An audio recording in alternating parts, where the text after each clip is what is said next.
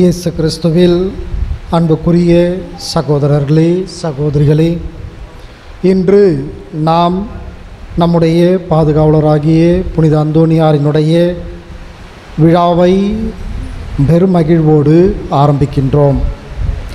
அந்தோனியாரை பற்றி நாம் சிந்திக்கின்ற பொழுது பொதுவாக நம்முடைய எண்ணங்களில் நிறைந்திருக்கின்ற ஒரு செயல்களில் நிறைந்திருக்கின்ற ஒரு எண்ணமானது அவர் காணாமல் போன பொருட்களை கண்டுபிடித்து கொடுக்கக்கூடிய வல்லமை பெற்றவர், தீய ஆவிகளை விரட்டுகின்ற வல்லமை பெற்றவர், பல்வேறு விதமான பிணிகளை போக்குகின்ற வல்லமை பெற்றவர் என்று நாம் அவரை பற்றி அறிந்திருக்கின்றோம். அவரை பற்றி நாம் பல நூல்களிலும் வாசித்திருக்கின்றோம்.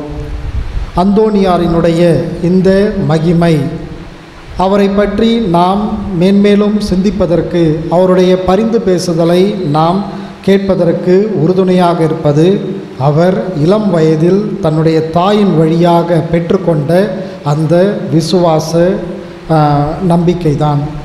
அந்தோனியாரை பற்றி சொல்கின்ற பொழுது அவருடைய பிறப்பு வரலாற்றில் நாம் பார்க்கின்றோம்.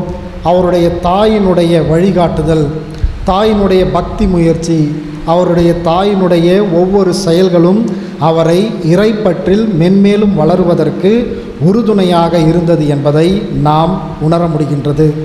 தன்னுடைய தாயினுடைய தாலாட்டு பாடல் இறை தாலாட்டு பாடலாக இருந்ததால் அவர் இயேசுவின் மீது அதிகமான அன்பு கொண்டவராக ஒவ்வொரு நாளும் வாழ்ந்து வளர்ந்து வருகின்றார். தன்னுடைய தாயினுடைய அந்த செயல்பாடு அவருடைய வாழ்வில் பிரதிபலிப்பதை நாம் பார்க்கின்றோம்.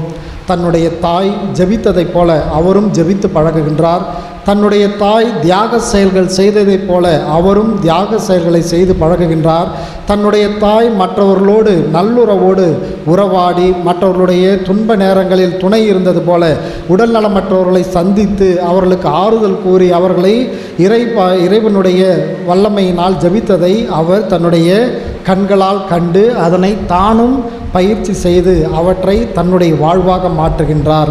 இந்த சிறு சிறு செயல்கள், தன்னுடைய தாயினுடைய செயல்கள் அவரை பிற்காலத்தில் மாபெரும் புனிதராக, மற்றவர்களுக்கு உதவுகின்றவர்களாக, மற்றவர்களுக்கு இறைவனுடைய வார்த்தையை எடுத்து செல்லக்கூடிய ஒரு மனிதராக, மற்றவர்கள் இறைவனை அடையாளம் கண்டு கொள்ளக்கூடிய ஒரு முன் உதாரணமான மனிதராக இவர் உருவெடுக்கின்றார்.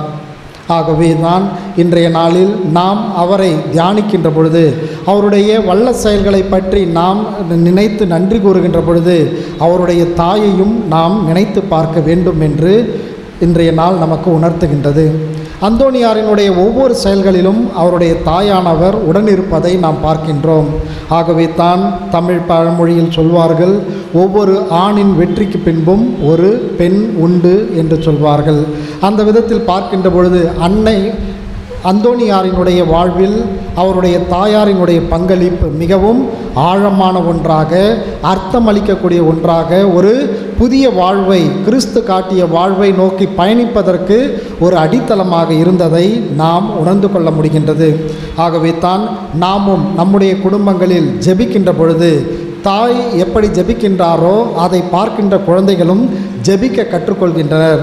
தாய் எப்படி தியாக செயல்களை செய்கின்றார்களோ அதை பார்க்கின்ற குழந்தைகளும் தியாக செயல்களை செய்ய கற்றுக்கொள்கின்றார்கள்.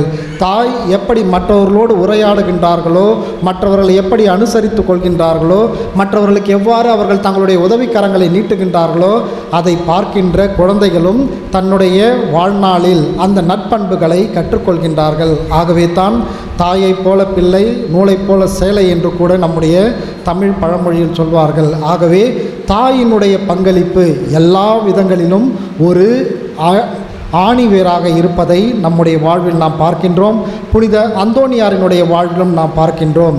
இறைவனை முழுமையாக நான் கண்டு கொள்ள வேண்டும், இறைவனை என்னுடைய வாழ்வில் நான் ஒவ்வொரு நாளும் அனுபவிக்க வேண்டும், அவரை ஒவ்வொரு நாளும் நான் பார்க்க வேண்டும், ஆராதிக்க வேண்டும், அவருடைய நற்கருணையை ஒவ்வொரு நாளும் நான் மற்றவர்களுக்கு வார்த்தையின் வழியாக, பிரசங்கத்தின் வழியாக எடுத்து சொல்ல வேண்டும் என்பதற்காக அந்தோனியார் தன்னுடைய தாயின் வழியாக கற்றுக்கொள்கின்றார்.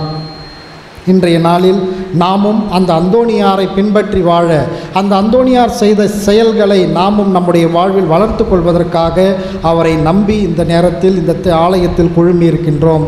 அந்தோணியாரினுடைய பண்பு நலன்களில் நாம் கற்றுக்கொள்ள வேண்டியது எளிமை, தாழ்ச்சி, மற்றவர்களுக்காக விட்டு கொடுக்கக்கூடிய ஒரு மாபெரும் பண்பு. அப்போ இந்த எளிமையும் தாழ்ச்சியும் அவர் பின்பற்றுவதற்கு அடித்தளமாக இருந்தது. அவர் குருவானது ஒரு துறவற சபையில், அகுஸ்தினார் துறவற சபையில் அவர் குருவாக திருநிலைப்படுத்தப்பட்டார். ஆனால் அவருடைய உள்ளமோ மேலும் நான் எளிமையை வாழ்வாக்க வேண்டும், தாழ்ச்சியை வாழ்வாக்க வேண்டும், ஏழைகளுக்காக வாழ வேண்டும், கிறிஸ்துவினுடைய நற்செய்தியை எல்லா இடங்களிலும் சென்று நான் போதிக்க வேண்டும். உணவை பற்றி கவலைப்படாமல், உடையை பற்றி கவலைப்படாமல் அவர் தொடர்ந்து பயணிக்க வேண்டும் என்று ஆசைப்படுகின்றார். ஆகவே தான் தன்னுடைய சகோதரர்களிடமிருந்து அவர் மற்ற சபையாகிய கப்புச்சியன் சபை சகோதரர்களை, பிரான்சிஸ்கன் சபை சகோதரர்களை பார்க்கின்ற பொழுது அவர் உற்சாகமடைகின்றார். அவருடைய எளிமையான பணி வாழ்வு, அவருடைய எளிமையான வாழ்க்கை, அவர்கள் யாசித்து உண்கின்ற அந்த ஒரு வாழ்க்கை முறை, கிறிஸ்துவை மற்றவர்களுக்கு அறிவிக்கின்ற அந்த ஒரு வாழ்க்கை முறை அவரை மிகவும் கவர்ந்ததால் தன்னுடைய அகுஸ்தினார் சபையிலிருந்து அவர் பிரான்சிஸ்கன் சபைக்கு மாறி செல்கின்றார். கிறிஸ்துவை அறிவிப்பதற்கு இந்த இடம் எனக்கு மிகவும் ஒரு அடித்தளமாக இருக்கும் என்பதை உணர்ந்தவராக தொடர்ந்து பயணிக்கின்றார். இந்த பயணத்தில் அவர் நமக்கு விட்டு சென்ற அந்த எளிமையையும் தாழ்ச்சியையும் நாம் வாழ்வாக்க வேண்டும். என்னுடைய வாழ்வில் நான் எப்படி அந்த எளிமையை வாழ்ந்து கொண்டிருக்கின்றேன், எப்படி தாழ்ச்சியை வாழ்ந்து கொண்டிருக்கின்றேன், எப்படி மற்றவர்களுக்காக என்னையே தியாகம் செய்ய நான் முற்படுகின்றேன் என்பதையும் அந்த புனிதரை நாம் சிந்திக்கின்ற பொழுது நம்முடைய வாழ்வையும் நாம் சேர்ந்து சிந்திக்க வேண்டும். ஒவ்வொரு நாளும் அந்தோணியாரினுடைய நவநாளை நாம் சொல்கின்ற பொழுது, அந்த வல்லமை மிக்க ஜபத்தை சொல்கின்ற பொழுது, நீர் எங்களுக்கு செவிசாய்க்காவிட்டால் எங்களுக்கு யார் செவிசாய்ப்பார், நீர் எங்களுக்கு உதவாவிட்டால் எங்களுக்கு யார் உதவுவார், நீர் எங்களுக்கு வழிகாட்டாமல் போனால் எங்களுக்கு யார் வழிகாட்டுவார் என்ற வார்த்தைகள் மிகவும் ஆழமான ஒரு வார்த்தைகளாக, அர்த்தம் நிறைந்த ஒரு வார்த்தைகளாக அந்தோணியாரினுடைய பரிந்துரை நிச்சயம் எனக்கு பெற்றுத்தரும் என்கின்ற ஒரு ஆழமான நம்பிக்கையை நமக்கு கொடுக்கின்றது. ஆகவே தான் புனித அந்தோணியாரினுடைய அந்த செயல்கள், அந்தோணியாரினுடைய வல்லமையை நாம் நினைத்து பார்க்கின்ற பொழுது நாமும் அவரை போல கிறிஸ்துவை முழுமையாக அன்பு செய்ய வேண்டும். எளிமையின் இருப்பிடமான கிறிஸ்து தன்னுடைய பிறப்பையே அவர் எந்த அளவிற்கு எளிமையாக மாட்டுத் தொழுவத்தில் உருவெடுக்க செய்தாரோ அந்த எளிமையை நாமும் பற்றி கொள்ள வேண்டும். தியாகம் என்பதன் அடையாளமாக எந்த அளவிற்கு அவர் நம்மை அன்பு செய்து சிலுவை மரத்தில் தன்னையே முழுவதுமாக கையளித்தாரோ அந்த அளவிற்கு நாமும் தியாகம் செய்ய வேண்டும் என்று இன்றைய நாளின் வழியாக நம்முடைய புனிதர் நமக்கு அழைப்பு விடுக்கின்றார். அப்போ என்னுடைய வாழ்வில் என்னுடைய தியாகம் எந்த அளவிற்கு இருக்கின்றது? வெறும் தவக்காலங்களில் மட்டும் என்னுடைய தியாகம் நிறைந்த வாழ்வை நான் மேற்கொள்கின்றேனா, அல்லது அந்தோணியாரின் மீது நம்பிக்கை கொண்டவனாக, புனிதர்கள் மீது நம்பிக்கை கொண்டவனாக அவருடைய வாழ்வில் அவர்கள் பின்பற்றி அந்த தாழ்ச்சி, எளிமை, தியாக செயல்களை நான் ஒவ்வொரு நாளும் என்னுடைய குடும்பத்தில், என்னுடைய பிள்ளைகள் மத்தியில், என்னுடைய கணவர் மத்தியில், என்னுடைய மனைவியின் மத்தியில் நான் எப்படி அதை வாழ்வாக்குகின்றேன் என்பதையும் நாம் சிந்தித்து பார்க்க வேண்டும். எல்லா நாட்களும் நாம் ஜெபமாலை ஜெபிக்கின்றேன், இறை அருளை நான் ஒவ்வொரு நாளும் இரவிலும் பகலிலும் நான் தியானித்து கொண்டிருக்கின்றேன் என்று வார்த்தைகளால் நாம் சொன்னால் மட்டும் அது போதாது. மாறாக நாம் அதை வாழ்வாக்க வேண்டும். அதைத்தான் புனித அந்தோணியாரும் தன்னுடைய வாழ்வில் செய்தார்.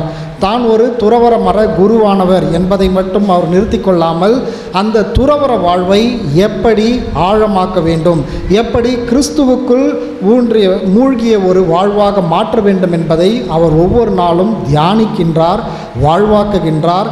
பல தடைகள் அவருக்கு வந்தபொழுது கூட தளராமல் அவர் தொடர்ந்து பயணிக்கின்றார்.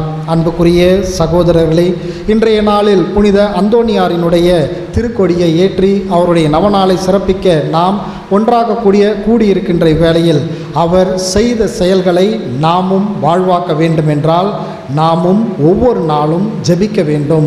ஒவ்வொரு நாளும் இறை வார்த்தையை வாசிக்க வேண்டும். ஒவ்வொரு நாளும் நாம் அதை தியானிக்க வேண்டும். அதை நம்முடைய குடும்பங்களில் இருக்கின்றவர்களோடு பகிர்ந்து கொள்ள வேண்டும். நம்முடைய குடும்பங்களில் இருக்கின்றவர்களோடு அந்த ஜெபத்தை நாம் தியானிக்க வேண்டும். அப்பொழுதுதான் நானும் கிறிஸ்துவுக்குள் வளர்கின்றேன், கிறிஸ்துவுக்குள் வாழ்கின்றேன், கிறிஸ்துவை என்னுடைய குடும்பத்திற்குள் நான் பிரதிபலிக்கின்றேன் என்று நம்முடைய வாழ்வு அர்த்தமுள்ள ஒரு வாழ்வாக மாறுகின்றது.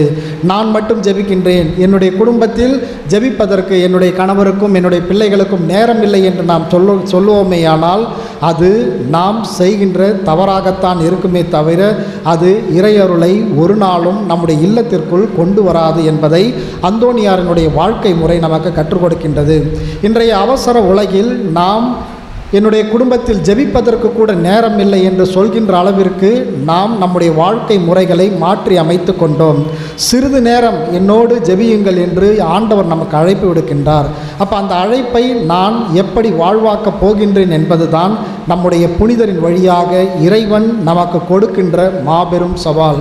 நீ அந்தோனியாரை பின்பற்ற ஆசைப்படுகின்றாய், அந்தோனியாரின் வழியாக என்னுடைய வல்ல செயல்களை பெற்றுக்கொள்ள ஆசைப்படுகின்றாய், அந்தோனியாரின் வல்ல செயல்களின் வழியாக என்னை நீ பிரதிபலிக்க ஆசைப்படுகின்றாய் என்றால் நீயும் ஜெபிக்கின்ற மனிதனாக, ஜெப வீரனாக மாற வேண்டும் என்று இன்றைய நாளில் இயேசு நமக்கு அழைப்பு விடுக்கின்றார். அதைத்தான் இன்றைய நற்செய்தியில் நாம் வாசிக்க கேட்டோம். இயேசுவினுடைய விண்ணேற்றத்தின் பொழுது சீடர்கள் மகிழ்ச்சியோடு திரும்பி வந்தார்கள். ஏனென்றால் இயேசுவினுடைய வல்லமையை அவர்கள் புரிந்து கொண்டார்கள்.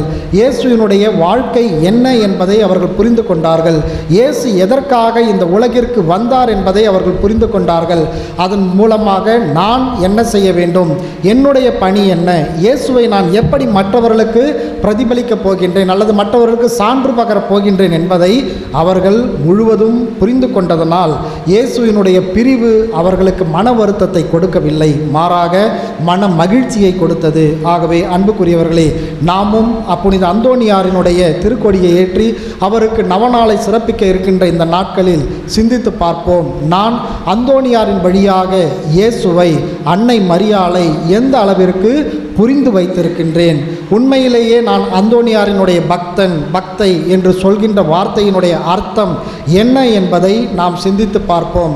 அந்தோனியாரை நான் மற்றவர்களுக்கு கற்றுக் கொடுக்க வேண்டும் என்றால் என்னுடைய வீட்டில் நான் என்ன செய்ய வேண்டும்?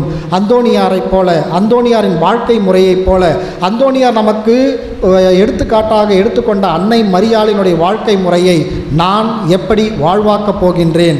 அப்பொழுது நான் வாழ்வாக்குகின்ற பொழுது அன்னை மரியாளின் பரிந்து பேசுதலின் வழியாக இயேசு என்னுடைய இல்லத்தில் தங்கி இருப்பார் என்ற உன்னதமான வல்லமையை நமக்கு அவர் கொடுக்கின்றார். ஆகவே தான் நாம் அவருடைய வாழ்க்கை வரலாற்றில் படிக்கின்றோம்.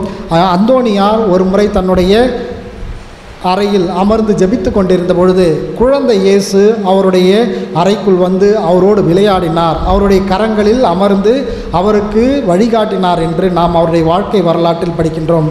அப்போ நாமும் எந்த அளவிற்கு இந்த அந்தோனியாரை நம்முடைய வாழ்வின் உண்மையான பக்தி முயற்சிகளை மேற்கொள்ள ஆசைப்படுகின்றோமோ அப்பொழுது அந்த இயேசுவும் அந்தோனியாரின் பரிந்து பேசுதலின் வழியாக நம்முடைய உள்ளத்திலும் இல்லத்திலும் குடிகொள்வார்.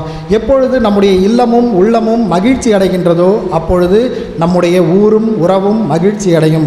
நம்முடைய ஊரும் உறவும் மகிழ்ச்சி அடைகின்ற பொழுது நம்முடைய சமுதாயம் அமைதியையும் சமத்துவத்தையும் இறை ஆசிரையும் நிறைவாக பெறும். ஆகவே எல்லாம் நம்முடைய உள்ளத்திலிருந்து தான் எழ வேண்டும் என்பதை இன்றைய நாள் நமக்கு சுட்டி காட்டுகின்றது. ஆகவே அந்தோனியாருக்கு நவநாள் எடுத்தேன், மகிழ்வோடு ஒவ்வொரு நாளையும் சிறப்பித்தேன் என்று சொல்லி நாம் முடித்து விடாமல் அந்த அந்தோனியாரை வாழ்வாக்கி நம்முடைய உள்ளத்தில் அமைதியை நாம் பெற்றுக்கொள்ள ஆசைப்படுவோம். அந்த அமைதியை நம்முடைய குடும்பத்தில் இருக்கின்ற பிள்ளைகள், நம்முடைய குடும்பத்தில் இருக்கின்ற பெரியவர்கள், கணவன் மனைவி உற்றார் உறவினர் நண்பர்கள் ஒவ்வொருவரோடும் நாம் பகிர்ந்து கொள்கின்ற பொழுது நம்மை பார்க்கின்ற குழந்தைகளும் புதிய வாழ்க்கை முறையை கற்றுக்கொள்வார்கள், அமைதி நிறைந்த வாழ்க்கை முறையை கற்றுக்கொள்வார்கள், துன்பங்களை தாங்கிக் கொள்வதற்கான சக்தியை கற்றுக்கொள்வார்கள், அந்த துன்பங்களிலிருந்து மீண்டு வருவதற்கான வழிமுறைகளை நம் வழியாக அவர்கள் கற்றுக்கொள்வார்கள். ஆகவே இந்த அந்தோனியாரினுடைய நவநாள் என்பது ஏதோ 10 நாட்கள் நாம் கொண்டாடுகின்ற விழாவாக முடிந்து விடாமல்